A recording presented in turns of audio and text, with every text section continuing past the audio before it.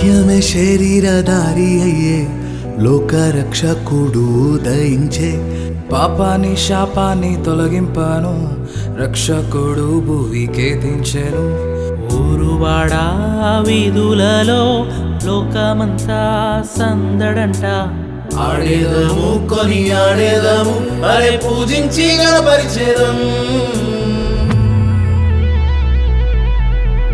చుక్క పుట్టింది ఏలో ఏలేలో సందడి చేద్దామా ఏలో.